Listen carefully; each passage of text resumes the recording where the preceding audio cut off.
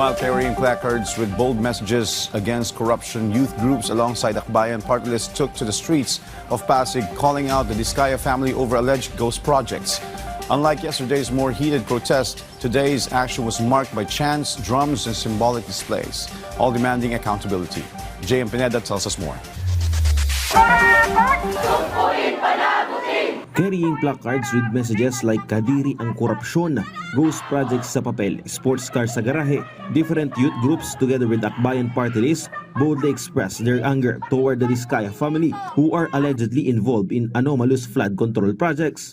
Sumpuin at panagutin! Like other groups, they demanded accountability from the Diskaya couple and other contractors accused of stealing funds meant for the flood control projects. They insisted that this issue should not be ignored and that corrupt contractors who are denying a better future for the youth must be held accountable. Kumakalampag sa mga kagaya ni Diskaya na ang kakapal po ng muka na magnakaw ng kaban ng bayan. Alam niyo po, hindi lang kaban ng bayan yung ninanakaw nila, buhay, pangarap at kinabukasan po naming mga kabataan. Unlike yesterday's protest where mud was thrown at the gate of St. Gerard and some groups acted aggressively, today's rally was more restrained and peaceful. Peaceful naman daw po yung rally. Sana po parating ganon sa mga kaibigan nating progresibong grupo na malaya po silang makapagpahayag ng kanilang saloobin tungkol sa spouses Diskaya. Ganun po sana parate, huwag tayong gagamit ng dahas. Instead, the protesters made noise by beating drums and shouting chants. Some even wore white sheets resembling ghosts with the face of Sara Diskaya.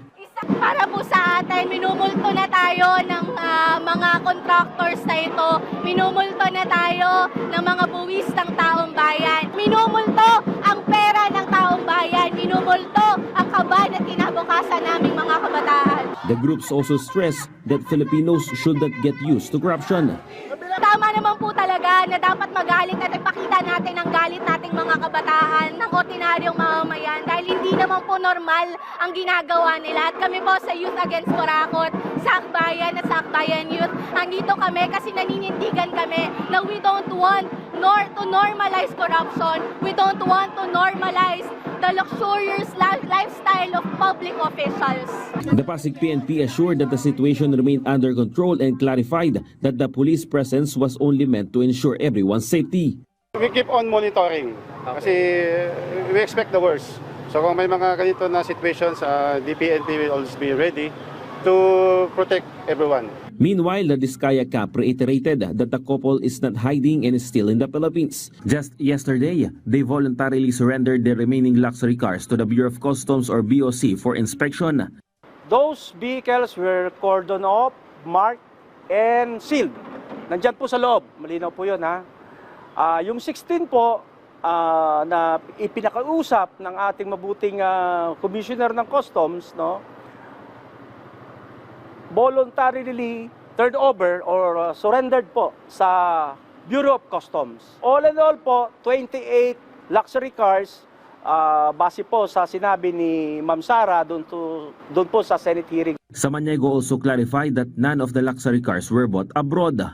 Mga mamahaling kasing sasakyan nila, kung tutusin mo, wala naman locally made yan. Nanggagaling po yan sa ibang bansa through the authorized car dealers. So, kaya naman po sinabi ko na locally purchase sila kasi dito niya pinurchase talaga. Hindi niya in-import. Ang nag-import po niyan, yung mga car dealers po.